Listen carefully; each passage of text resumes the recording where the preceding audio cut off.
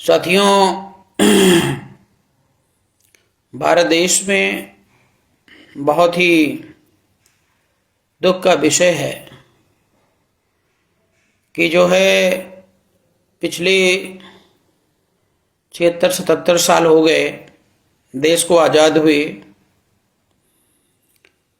और अभी तक इस देश के अंदर वास्तविक रूप से जो व्यवस्थाएं हमारे देश की जनता जनार्दन को चाहिए थी वो अभी तक 1% नहीं मिल पाई है।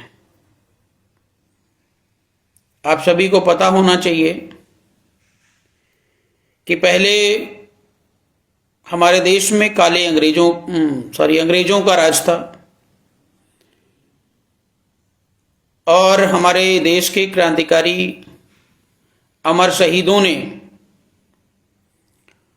उन अंग्रेजों से लड़ करके अपनी जान की बाजी लगा करके उनको भारत देश से खदेड़ा और वहीं पर कहीं ना कहीं भारत की इसी धरती पर हमारे देश में आए कुछ विदेशी ताकतें जिन्हें हमारे देश के लोगों ने अपना भाई, अपना रिश्तेदार, अतिथि बनाकर मान सम्मान दिया, वे आज भारत देश के लिए लगातार नासूर बनते जा रहे हैं।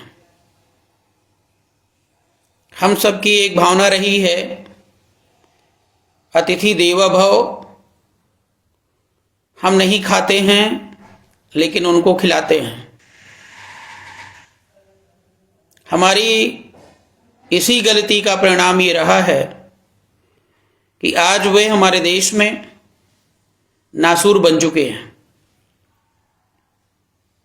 जिनको हम काले अंग्रेजों की संज्ञा देते हैं।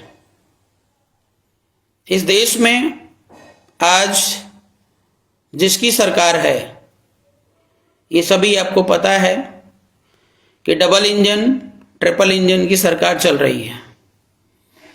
और ये जो डबल इंजन और ट्रिपल इंजन की सरकार आप सभी ने बनाया हुआ है, देश की आवाम, जनता जनार्दन ने बनाया है तथाकथित तौर पे। बाकी तो आप सबको पता है कि देश में छीना झपटी, लूट, बेईमानी, अराजकता फैलाने का सारा काम इन्हीं का है। ऐसे तैसे करके, छल दम करके, लूट घसोट करके, ईवीएम लूट करके आज सत्ता में विराजमान है। सत्ता में रहते हुए 10 साल हो गया, तीसरा पंचवर्षीय शुरू हो गया और आए दिन लगातार इस देश की संपदाओं, इस देश की संपत्ति, रुपए, पैसे आदि के साथ खिलवाड़ किया जा रहा है। कहने का मतलब क्या है? परोक्ष रूप से देश को पूरी तरह बर्बाद कर देने की प्लानिंग है। जहां पर आपको विकास का जुमला दिखाया जा रहा है, वहीं पर पीछे से विनाश के लिए आपके दरवाजे, कहने का मतलब रास्ता साफ किया जा रहा है। ये हमारे देश के अंधभक्तों को बात समझ में कम आएगी, क्योंकि कुछ लोग इस देश में ऐसे हैं जिनको सिर्फ और सिर्फ 5 किलो राशन, 1 किलो चीनी से मतलब है। अगर आज उनको 5 किलो गेहूं, चावल, 1 किलो चीनी मिल जाता है, उतने में वे संतुष्ट हैं और दिन रात उन्हीं की गाथा गा रहे हैं। तो ऐसे लोगों के प्रति बेहद मैं दुख व्यक्त करता हूं कि वे अपना पैर तो काट ही रहे हैं, साथ ही साथ इस देश का भी पैर काट रहे हैं। साथियों, आज बीजेपी सत्ता में है और सत्ता में होने के बाद वह यही चाहती है कि इस देश के अंदर अन्य कोई विचारधारा, अन्य कोई आइडियोलॉजी इस देश के अंदर जिंदा ना रहे। सभी को तहस नहस कर दिया जाए, मार दिया जाए, भगा दिया जाए, दबा दिया जाए, डरा दिया जाए, कैसे न कैसे करके उनकी बोलती बंद कर दी जाए। और हम लोग हाथ पर हाथ धरे बैठे देख रहे हैं। बहुत ही चिंतनीय विषय है। आप सभी को पता है कि इस देश का जो वास्तविक इतिहास है वह क्या है। आज हम एक राजनीतिक प्लेटफॉर्म का नेतृत्व कर रहे हैं जिसके बारे में आप सभी जानते हैं, भारतीय राष्ट्रीय पार्टी लोकतांत्रिक। कहने का मतलब क्या है, जैसे भारतीय जनता पार्टी है, ठीक वैसे ही उसी पॉइंट को लेकर के भारतीय राष्ट्रीय पार्टी आपके बीच में है। पार्टी भारतीय संविधान का अनुसरण करती है, भारतीय लोकतंत्र का अनुसरण करती है और हर पार्टी भारतीय संविधान को मानने के लिए और उसके बताए हुए मार्ग पर चलने के लिए प्रतिबद्ध होती है। अगर वह पार्टी भारतीय संविधान को नहीं मानती है तो उसकी मान्यता, उसका रजिस्ट्रेशन या उसका अस्तित्व खत्म कर देने का अधिकार माननीय चुनाव आयोग को है। लेकिन आपके देश का चुनाव आयोग कठपुतली बन करके बैठा हुआ है। बीजेपी की सदस्यता कभी रद्द नहीं कर सकती है। खुली छूट चुनाव आयोग ने दे रखी है, चाहे वो संविधान का उल्लंघन करे या भारतीय संविधान में निहित नियम और कानून का उल्लंघन करे। और नियम और कानून का उल्लंघन करने वाला वह संस्था लगाम लगा सकती है जो खुद नियम और कानून का उल्लंघन ना करे। चुनाव आयोग पिछले कई सालों से बीजेपी की सरकार बनाती आ रही है। यह बात आम जनता को नहीं पता है, लेकिन लगातार ईवीएम के माध्यम से न जाने कितने वोट फर्जी पड़ रहे हैं और बीजेपी का कमल धीरे धीरे कई प्रदेशों में खिलता जा रहा है। लेकिन यह बात सत्य है कि झूठ का परचम ज्यादा दिन स्टैंड नहीं रहता है। ये कुदरत का करिश्मा है जो ये कारवां और रथ बढ़ रहा है, वो एक ना एक दिन बैकफुट पर जरूर आएगा। मुझे पूर्ण विश्वास है एक दिन हम इन काले अंग्रेजों को इस देश से खदेड़ने में भी सफल होंगे। साथियों, आज ये कंडीशन आ चुकी है कि हम लोग अपना अस्तित्व बचाने के लिए तलवार उठाने मारने काटने के लिए मजबूर हो रहे हैं। इसके अलावा कोई रास्ता नहीं है हमारे आपके पास। इस देश की सत्ता पर उनका कब्जा हो चुका है और सेम वही स्थिति आ चुकी है कि जब हमारे देश में अंग्रेजों का बोलबाला था, जो वो चाहते थे वो करते थे। चाहे किसी के घर में बहन बेटियों की इज्जत आबरू को लूटना हो, किसी को मारना काटना हो, किसी की जमीन हड़पनी हो, सेम वही स्थिति आज भारत देश में बनती जा रही है। आप सभी को पता होगा कि आज के लगभग 7-8 साल पहले की बात है, अयोध्या की लड़ाई हम ही लड़ रहे थे। ये देश के बहुत सारे विद्वानों को, बहुत सारे मीडिया चैनलों को शायद ये ना पता हो, क्योंकि हम एक आम इंसान की हैसियत से बात कर रहे हैं और हमारे पास जो शासन सत्ता की पकड़ थी वो बहुत पहले छीन ली गई और फिर से हम अपना वजूद बना रहे हैं, जिसकी वजह से हमारी बातें कमज़ोर हो जाती हैं, दब जाती हैं और जो लोग सुनते हैं वो अनसुना भी कर देते हैं। ये नेचुरल टेंडेंसी होती है और जिस दिन हम सत्ता में विराजमान फिर से होंगे उस दिन वही लोग सबसे पहले लाइन में माला फूल लेकर के खड़े होंगे। ये केवल सोच और सोच का जो है दुष्परिणाम है और सब कुछ आपके ऊपर ही डिपेंड करता है, आपकी सोच पर निर्भर करता है।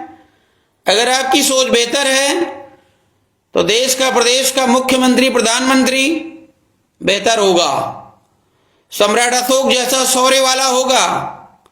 लेकिन मुझे बहुत दुख हो रहा है कहते हुए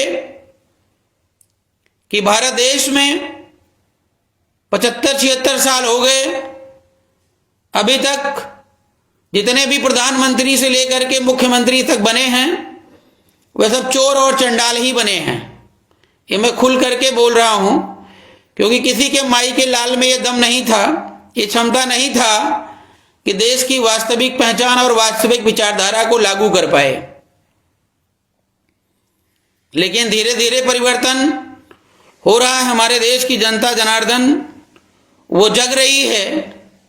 कहते ना अंत में जीत जो है सत्य की ही होती है, तो आज नहीं कल विजय तो होनी ही है और इसी उद्देश्य से बीआरपी आपके बीच में है। साथियों, आज के लाइव होने का जो मुख्य विषय है वो ये है कि अयोध्या की तरह, अयोध्या की लड़ाई हम सुप्रीम कोर्ट में लड़ रहे थे तो सुप्रीम कोर्ट ने सीधा सीधा ये कह दिया कि बात यहां पर हिंदुओं के आस्था की है और इस देश में हिंदू, ये सबको पता है कि इस देश में हिंदू केवल और केवल ब्राह्मण है और बाकी सब प्राचीन बुद्धिस्ट हैं। लेकिन जबरदस्ती उनको पिंजड़े में बंद करके हिंदू हिंदू बताया जा रहा है और इस देश में हिंदू का वर्चस्व बनाया जाता है या बनाया जा रहा है और तुम्हारे बाप को अपना बाप बनाया जा रहा है, अपने तरीके से उन्हें पेश किया जा रहा है।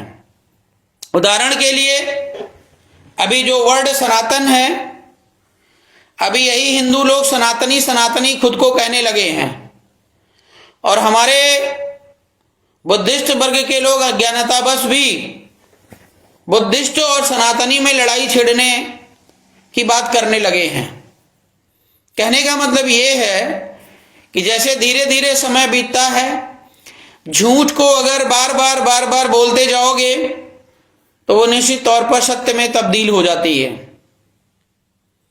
तो अब जो है हिंदू नाम को परिवर्तित करके खुद को सनातनी कहने लगे हैं और वास्तव में सनातन की परिभाषा और सनातन शब्द का वास्तविक जो अर्थ है वो उनको तो पता है, लेकिन हमारे लोगों को नहीं पता है।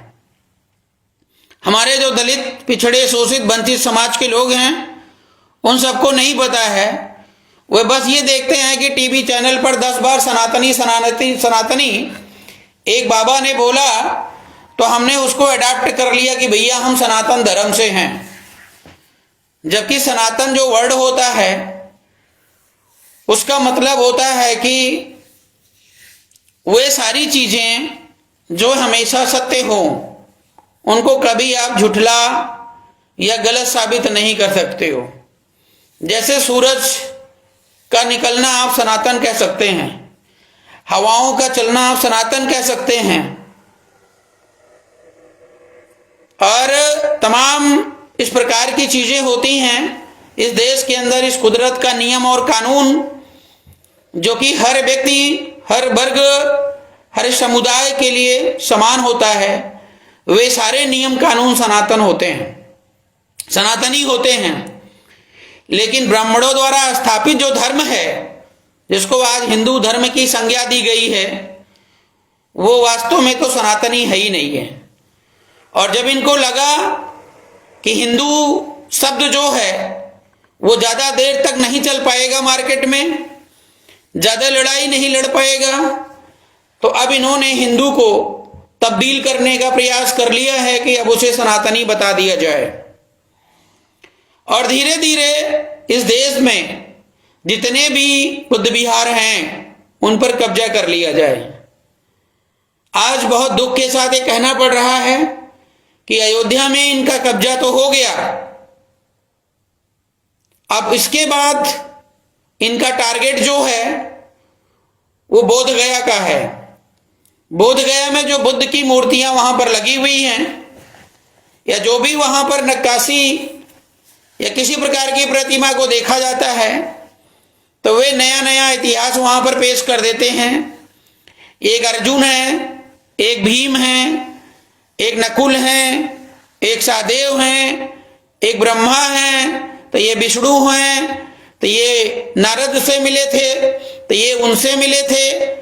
मतलब फलाना ढेमका जो उनके मन में आया वो काम शुरू करके और अपना अड्डा वहां पे गाड़ देते हैं। इस प्रकार ये केवल बोध गया की बात नहीं हो रही है।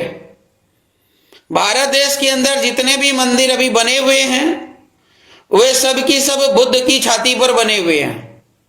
ये मैं इसलिए कह रहा हूं क्योंकि यह जो बातें मैं बोल रहा हूं ये देश की सच्चाई है, और नेता कभी सच बोलता नहीं है, ये सारी बातें आप जानते हैं। लेकिन हम वो वाले नेता नहीं हैं कि जो जनता की गलती के अनुसार मूव करे। जनता अगर दारू पी रही है तो दारू पिलाए, जनता को अगर किसी और चीज की लत है, बीमारी है, जैसे अभी योगी आदित्यनाथ ने कुंभ के मेले को कैश कराया, ज्यादा से ज्यादा लोगों को वहां पे बुलाया और उनको मरवा दिया। वहां पर न जाने कितने हिंदू भाई बहन मारे गए, इस बात का उन्हें दुख और शर्म नहीं है।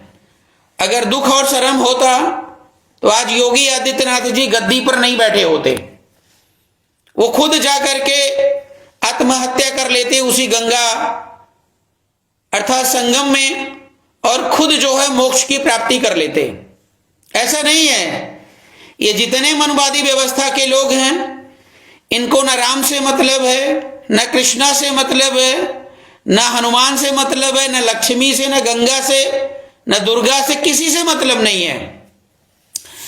इनको मतलब और मतलब है सिर्फ पैसे से, सिर्फ जो है व्यापार से, सिर्फ धंधे से। अभी मैं अयोध्या की रिपोर्ट ले रहा था।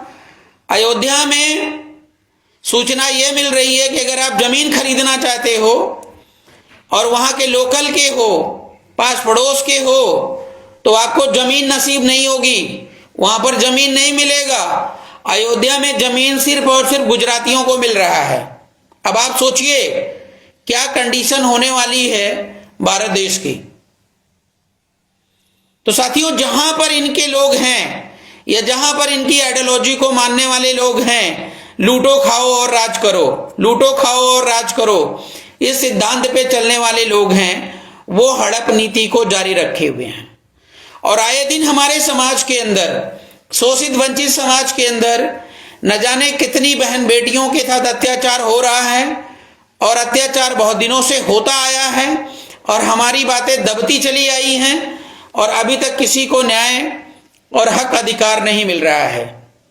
अभी कुछ दिन पहले की बात है, एक ब्राह्मण था आपके वाराणसी में, और उस ब्राह्मण ने एक बेटी स्नेहा कुशवाहा को अपने ही हॉस्टल में मार डाला। हमारे देश के तमाम सारे संगठनों ने घर से निकल करके सड़कों पर आंदोलन किया, जगह जगह ज्ञापन दिया।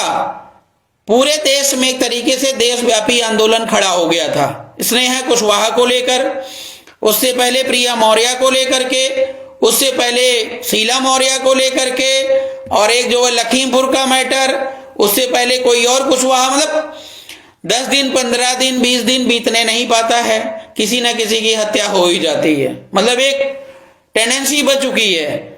लेकिन मुझे इस बात का दुख के साथ साथ खुशी भी है कि आज हमारे समाज के लोग, हमारे जो बुद्धिजीवी वर्ग के लोग हैं, वो कंटिन्यूअसली वो जग रहे हैं। भले एक नहीं है, लेकिन वो कहीं ना कहीं जो है आंदोलन, धरना, प्रदर्शन और चिंतन मंथन कर रहे हैं। चाहे वो सोशल मीडिया पर लिख रहे हैं, चाहे वो व्हाट्सएप पर लिख रहे हैं, या गांव गांव जा करके लोगों को जगा रहे हैं। ये बहुत अच्छी शुरुआत है और निश्चित तौर पर यह भारत फिर से सोने की चिड़िया की तरफ अर्थात स्वर्णिम भारत की तरफ अग्रसर हो रहा है। ये बेहद जो है खुशी की बात है। साथियों, मेरा आप सभी से निवेदन यही है कि इन मनवादियों के खिलाफ हम सबको जबरदस्त लड़ाई अगर लड़नी है तो एक साथ एक प्लेटफॉर्म, लड़ाई के लिए एक प्लेटफॉर्म, भले ही आप अलग अलग संगठन चलाओ, अलग अलग पार्टी चलाओ, कोई दिक्कत नहीं है, लेकिन जब इनसे लड़ाई लड़ने की बात हो, एक बार आवाज लगाने पर कोई भी भाई अगर हमारा आवाज लगाता है तो निश्चित तौर पर बिना शर्त समर्थन देने और बिना किसी जो है महत्वाकांक्षा के आपको खुल करके वहां पर पहुंचने की जरूरत है और उस आंदोलन को और तेज करने की जरूरत है। आज स्नेहा कुशवाहा को न्याय दिलाने की बात अगर हम करें, जितने संगठनों ने आंदोलन किया है, जगह जगह अपने अपने क्षेत्रों में आंदोलन किया है, उन सभी का पुनः आह्वान मैं करता हूं कि अगर वे सारे लोग मिलकर के एक प्लेटफॉर्म क्रिएट कर लें और बनारस की धरती पर शास्त्री घाट को पूरा का पूरा भर दें, वहां पर जन सैलाब अगर उमड़ आए तो मैं कह रहा हूं कि 2 से 4 दिन के अंदर योगी आदित्यनाथ के अंदर इतनी क्षमता नहीं है कि वे आपको रोक पाएंगे और उस ब्राह्मण को गिरफ्तार नहीं करेंगे।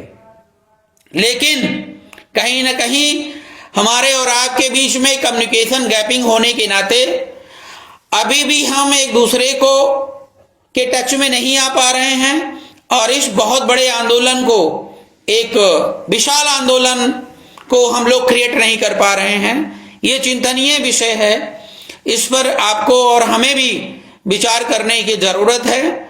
और आप सभी लोग अगर इस वीडियो को शेयर कर रहे हैं, मतलब देख रहे हैं जहां कहीं से भी होंगे देश के कोने कोने से, और अगर आपने आंदोलन किया है, आंदोलन करने की क्षमता रखते हैं एक साथ होकर के, तो निश्चित तौर पर हमारा नंबर सार्वजनिक है, आप एक बार जरूर जो है संपर्क करिएगा। नंबर एक बार मैं रिपीट कर देता हूं, 8076615402। साथियों, अब बात यहां पर आ रही है कि जैसे बोध गया में वास्तविक मैटर ये है कि जो ब्राह्मणवादी व्यवस्था के लोग हैं वो एक दिन में आपको अटैक नहीं करते हैं। मतलब जैसे कैंसर होता है, कैंसर समझ लीजिए, कैंसर एक ऐसी बीमारी है कि जब वो पूरी तरह जो है आपको घायल कर देती है या निचोड़ देती है, तब आपको सूचना मिलती है कि कैंसर हो गया है। और जब तक आप डॉक्टर के पास पहुंचते हैं, इलाज के लिए सोचते हैं, तब तक वो आपको मौत के घाट उतार देती है। सेम वैसी ही बीमारी ये ब्राह्मणवाद है। ये लोग धीरे धीरे धीरे धीरे धीरे धीरे आपके घरों में घुसेंगे, आपके दिमाग में घुसेंगे, आपके खेत खलियान में घुसेंगे, और जब ये पूरी तरह आपको जकड़ लेंगे तब आपको पता चल जाएगा कि आप जो है उस ब्राह्मणवाद के चंगुल में फंस चुके हैं। और ब्राह्मणवाद के चंगुल में फंसने के बाद निकल पाना इतना आसान नहीं होता है। अब जितने लोग क्या कहते हैं कुंभ में स्नान करने गए, वहां पर अपने प्राणों की आहुति दे करके आए। एक बाबा है बागेश्वर, वो बोल रहा था कि जितने लोग वहां पर गए वो मोक्ष की प्राप्ति पा गए। और हमने कई ऐसे लोगों को भी देखा है, टीवी चैनल पे अनाउंस कर दिया गया कि जो है 135-40 साल के बाद ये शुभ अवसर आ रहा है, तो जो व्यक्ति ब्राह्मणवाद के चंगुल में फंसा हुआ है उसको ये समझ में आ रहा है कि 135-40 साल के बाद अगर ऐसा अवसर मुझे मिल रहा है तो ये तो मेरे लिए सौभाग्य की बात है। और लगातार मैं देख रहा हूं 1 महीने से तांता जो है प्रयागराज का टूट नहीं रहा है और योगी आदित्यनाथ घर में बैठा मजा ले रहा है कि साले तुमको मरना है तो जाओ मरो, और तुम्हारे उसी मरने के साथ साथ हम भी चले जाएंगे, डुबकी लगा के आएंगे और बताएंगे हम भी पवित्र हो गए। अब भाई सोचिए, मानसिक गुलामी, मतलब वो शुभ घड़ी जो है वो ब्राह्मणों ने लाया। गंगा स्नान जो वहां पर हो रहा है वो बौद्ध विरासत है, बहुत पहले से चला आ रहा है। नदियों में स्नान करना एक लोगों की मान्यता रही है, परंपरा रही है। मान लेते हैं अगर लोग वहां पर जा रहे हैं तो उनका तौर तरीका होता है, नहीं भैया हमको गंगा स्नान करना है, तो कभी भी आप कर सकते हो, सुबह भी कर सकते हो, सावन में कर सकते हो, भादों में कर सकते हो, पूष में कर सकते हो, माघ में कर सकते हो। लेकिन ब्राह्मणों के बताने के बाद एक पर्टिकुलर डेट पर ही आपको अगर स्नान करना है, तो अगर आप मर रहे हो तो आपको रोकने वाला इस धरती पर कोई पैदा हुआ है? कोई पैदा नहीं हुआ है। और जो गया सो गया, उसके पीछे ना मोदी लगने वाले हैं ना योगी लगने वाले हैं।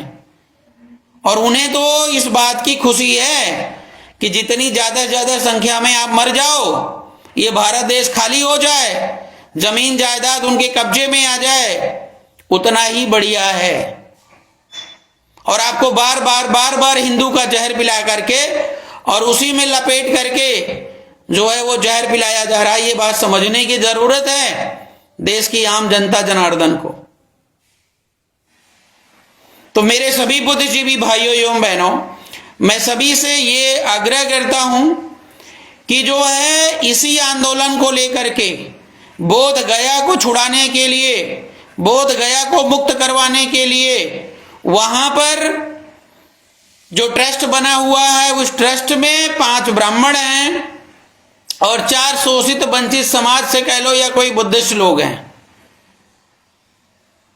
और वो जितने वहां पर ट्रस्ट से जुड़े हुए महंत हैं या जिनको महंत बनाया गया है, वो एक प्रकार से हिंदुष्ट है। हिंदुष्ट का मतलब मनुवादी व्यवस्था का व्यक्ति है। उसको ना बुद्ध से मतलब है, ना अशोक से मतलब है, ना देश से मतलब है, ना संविधान से मतलब है। उसको इस देश को लूटने से मतलब है। वहां पर बैठ करके वो कहानी गढ़ता है, प्रपंच गढ़ता है कि ये नकुल है, ये सहदेव है, ये भीम है, ये अर्जुन है।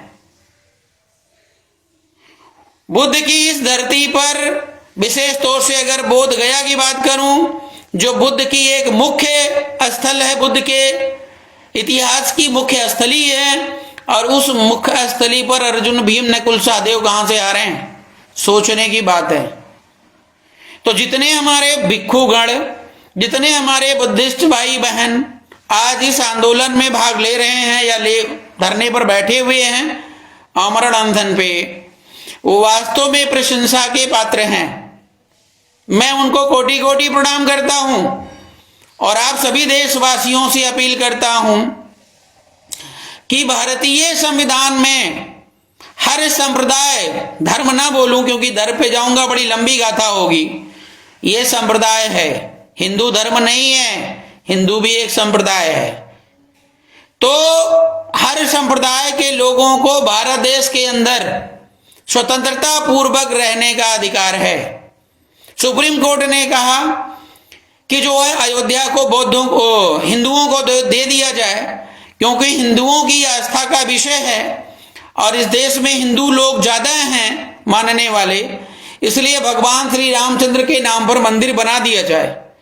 हम लोगों ने कोई आंदोलन नहीं किया, हम लोगों ने कोई विरोध नहीं किया, कि इसलिए कि भाई ठीक है, अगर जनसंख्या हिंदुओं की ज्यादा है, भगवान श्री रामचंद्र को मानते हैं, तो उनके लिए पूजा पाठ जरूरी है और वे बना करके वहां पर रहें, हमें कोई आपत्ति नहीं है।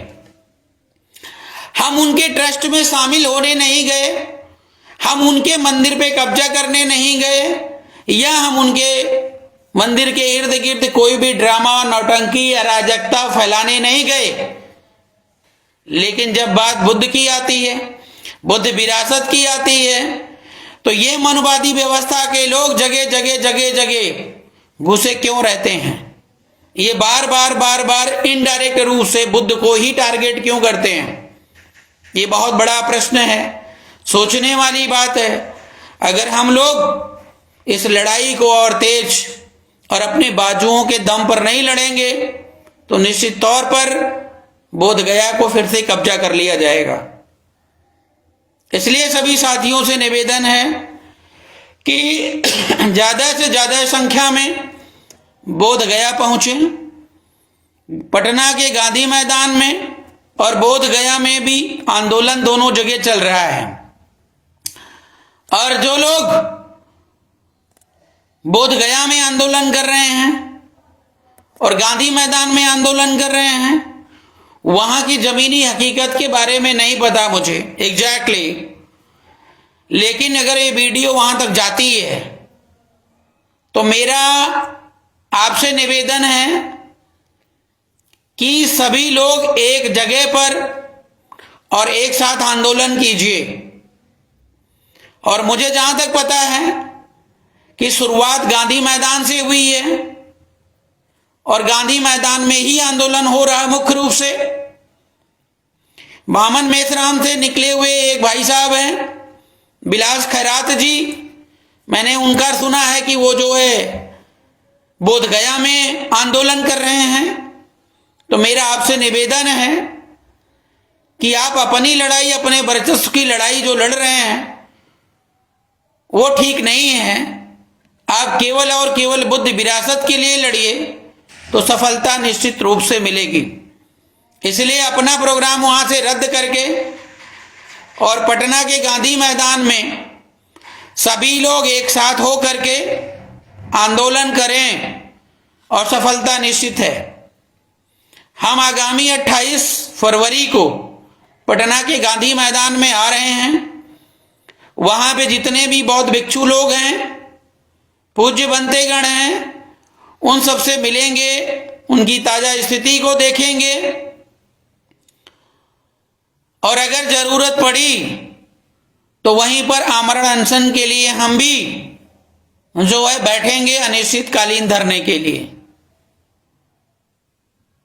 तो मेरा आप सभी साथियों से निवेदन है, हाथ जोड़कर विनम्र प्रार्थना है कि भारत देश की विरासत को बचाना ये आपकी नैतिक जिम्मेदारी है और इसके लिए आप तन मन धन से सपोर्ट करना ये आपकी बहुत बड़ी भूमिका सुनिश्चित करती है कि भारत देश को फिर से सोने की चिड़िया बनाने में हम लोग कारगर होंगे। और जिस उम्मीद में आप बैठे हुए हैं कि मोदी जी हों, योगी जी हों या कोई और जी हों, वो भारत को विकसित बनाएंगे, ये सपना आप भूल जाइए। उनके पुरखे कभी किसी को विकसित बनाए हैं कि वो तुम्हें ही विकसित बनाएंगे? ये बहुत सोचने वाली बात है। इस देश का गृह मंत्री 15 लाख की घोषणा करके गया और जाने के बाद जब बात आई मीडिया के सामने कि सर आपने 15 लाख की घोषणा करी, तो अगले ने बोला कि ये तो जुमला था, चुनावी जुमला था। अब आप सोचिए, एक मुंह से वो कल बोल रहा है कि मैं 15 लाख रुपए दूंगा और दूसरे मुंह से कह रहा है ये जुमला है, तब भी बात आपको समझ में नहीं आई। तो कुल मिला करके इस देश की जो ये बिगड़ी अवस्था है, ये व्यवस्था है, उसके लिए नेता जिम्मेदार नहीं है, उसके लिए जनता जिम्मेदार है। और बार बार मैं जब से नेतागिरी की फील्ड में आया हूं, पार्टी का संचालन कर रहा हूं, पहले हम भी नेता को गाली देते थे, नेता को बोलते थे कि नेता सारे लुटेरे होते, ये होते, वो होते हैं। और हम समझते थे कि जनता बार बार वोट दे करके जिताती है, जनता की कोई गलती नहीं होती है। लेकिन अब मेरे को समझ में आया कि सारी की सारी गलती जनता की ही होती है, क्योंकि वह उसके दिमाग में कभी ये सोचने की बात आती ही नहीं है कि हम अपने पैर पर खड़े हो जाएं। और जब उसको ये समझ में नहीं आती कि अपने पैर पर खड़े हो जाएं, लॉलीपॉप दे करके वो अपनी विचार आइडियोलॉजी को बदल लेती है देख करके, और एक नेता उसके लिए आगे पीछे दिन भर खड़ा हुआ है, उसको नहीं समझ पाती, लेकिन हेलीकॉप्टर से जो नेता आएगा उसको तुरंत समझ जाएगा कि भाई इनको जिताना है। एक साड़ी के नाम पे वोट मिलना शुरू हो जाता है। 5 किलो राशन और 500 रुपया प्रति माह के हिसाब से देश की जनता नरेंद्र मोदी को बिक जाती है। सोचने वाली बात है। अरे हमारे देश की जनता जनार्दन, मैं आपसे अपील करता हूं कि भारतीय राष्ट्रीय पार्टी की सरकार बनाओ। 10,000 रुपया महीना दूंगा, ये मैं अपने जेब से नहीं दूंगा और ना मेरे पास इतना रुपया है। आपको प्रति माह 10,000 रुपए की गारंटी। ये भारत देश की जितनी संपदा है, अगर उसका बंटवारा कर दिया जाए तो आपके हिस्से में 10,000 रुपया आता है, और आप उस 500 रुपए के चक्कर में लटके पड़े हो और नरेंद्र मोदी के आंचल में विकसित भारत का सपना देख रहे हो, जिसको ये इतनी भी तमीज नहीं है कि हमारे देश के बौद्ध भिक्षु लोग मर रहे हैं। स्नेहा कुशवाहा बेटी जो है उन्हीं के संसदीय क्षेत्र में मर गई, उसकी हत्या कर दी गई, लेकिन हमारे देश का धूर्त प्रधानमंत्री एक शब्द जो है स्नेहा कुशवाहा के बारे में ना बोला है और ना लिखने का टाइम है। इससे बड़ी शर्म की बात और क्या हो सकती है? ये सोचने वाली बात है। और अभी भी ये बात समझ में नहीं आता है तो कल जब आपकी बेटी बहू मरेगी तो आपको समझ में आ जाएगा कि नरेंद्र मोदी जी, योगी आदित्यनाथ जी कितने बड़े भगवान हैं इस देश के। वो आपको बचाने के लिए काम करते हैं। तो मैं स्पष्ट और क्लियर बोलता हूं, राजनीति में जरूर हूं, लेकिन आपकी लाश पर आपको धोखा दे करके, आपको गुमराह करके और आपके अंदर जो आस्था की बीमारी है, उस आस्था को मैं मानता हूं, सम्मान करता हूं, लेकिन उस आस्था का इस्तेमाल कभी करके नेतागिरी नहीं करूंगा। यह बात आपको समझने की जरूरत है। सीधी बात समझना शुरू कर दीजिए तो सीधे रिजल्ट मिलना शुरू हो जाएगा, लेकिन हर बात आपको उल्टी समझ में आती है। इसीलिए आप अपने हक, अधिकार, सम्मान से वंचित हैं और अगर सुधार नहीं हुआ तो आगे भी वंचित रहेंगे। साथियों, इसी के साथ मैं अपनी बात को विराम दूंगा और आप सब लोगों से पुनः निवेदन करूंगा, जो भी साथी मुझे सुन रहे हैं, वे लोग अब किसी भी स्थिति में चुप ना बैठें, घर से निकलें, जरूरत पड़े तो तलवार निकालें, जरूरत पड़े तो लाठी निकालें। अब ये समझ लो कि भारत और ईस्ट इंडिया की लड़ाई है, ईस्ट इंडिया कंपनी की लड़ाई है। अगर आपने इसको हल्के में लिया तो भारत देश धीरे धीरे फिर से गुलाम होने की कैटेगरी में जा रहा है। जितने अंधभक्त इस देश में सपना देख रहे हैं कि भारत विकसित बनेगा, उनको मैं चैलेंज और गारंटी देता हूं कि वो अपनी समस्या का समाधान एक थाने में FIR लिखवा लें, अगर ढंग से, तो मैं मान जाऊंगा। अभी कल की मिर्जापुर की एक घटना है, एक मौर्य को एक पटेल ने जबरदस्त तरीके से मारा पीटा और उसके बाद वो थानेदार को, CO को, DM को फोन करता रहा, कोई वहां पर नहीं गया। और जिससे वो फोन करता, अगला यही कहता कि भैया इसमें मैं कुछ नहीं कर सकता, मंत्री लेवल का दबाव है।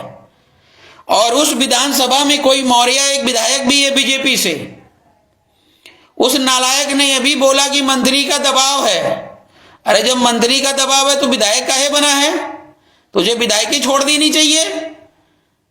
लेकिन क्या करे बेचारा, पेट का मारा है और रोटी उधर उसके पेट में नहीं जाएगी टुकड़े सरकारी खाते से, तो उसके बच्चे बीवी मर जाएंगे। इसके लिए वो काम कर रहा है। उस मौर्य भाई को वो बचा नहीं पाया। मंत्री कौन है? अनुप्रिया पटेल, जो कल को भिखारन थी और आज जो है प्रधानमंत्री बनने का सपना देख रही है। और वही अनुप्रिया पटेल के आदेशानुसार उस मौर्य के भाई की जमीन पर कब्जा किया जा रहा है। ये बीजेपी के नेता और मंत्री हैं। अब आप सोचिए कि FIR लिखने की क्षमता आपके थाने में नहीं है और आपके नरेंद्र मोदी भारत देश को विकसित भारत बना रहे हैं। लॉलीपॉप नहीं है तो क्या है? बाकी आप खुद समझदार हैं और निवेदन है ज्यादा से ज्यादा वीडियो को शेयर करें और बोधगया को मुक्त करवाने के लिए ज्यादा से ज्यादा संख्या में आप लोग जो है बोधगया पहुंचे। चलते चलते एक बात और शेयर करूंगा साथियों, जब कोई व्यक्ति सामाजिक होता है, सामाजिक व्यक्ति के पास कोई सल्यूशन नहीं होता है। हम लोग राजनीति में आए, राजनीतिक पार्टी बनाई, क्यों बनाई? क्योंकि हम विधायक बनाएंगे, हम सांसद बनाएंगे, हम मुख्यमंत्री बनाएंगे, हम प्रधानमंत्री बनाएंगे। लेकिन जो व्यक्ति सामाजिक है उसका राजनीतिक पार्टी से कोई लेना देना नहीं है। ना वो विधायक बना सकता है, ना सांसद बना सकता है, ना वो मुख्यमंत्री बन सकता है, ना प्रधानमंत्री बन सकता है। उदाहरण के लिए बामन मेश्राम को देख लीजिए, जिंदगी बीत गई संगठन बनाते और चलाते। धोबी का कुत्ता, ना घर का ना घाट का, वहीं का वहीं। कुछ मिला? कुछ नहीं मिला। बस केवल पानी पी करके ब्राह्मणों को गरियाया और अपने लोगों को आगे बढ़ने से अगले ने रोका। यही काम अगले ने किया है। तो जितने भी लोग इस देश के अंदर हैं उन सबको भारतीय राष्ट्रीय पार्टी ज्वाइन करने की जरूरत है और इन मनोवादियों के खिलाफ एक बहुत बड़ा आंदोलन और मिशन खड़ा करने की जरूरत है। लाठी डंडा से तो आप लड़ेंगे ही लड़ेंगे और अपने वोट और नोट से भी लड़ेंगे, तब जाकर के आप भारत देश को इनके चंगुल से मुक्त करवा सकते हैं। अन्यथा पीढ़ी दर पीढ़ी निकल जाएगी। मैं गारंटी देता हूं कि कभी भी ना आपकी समस्या का समाधान होगा और ना ही आपके आने वाली पीढ़ी का। साथियों, इसी के साथ मैं अपनी बात को विराम दूंगा और आप लोगों से पुनः क्या बार बार मैं निवेदन करूंगा कि 28 फरवरी को आप सभी लोग पटना आइए। जय भारत, जय संविधान, भारत माता की जय।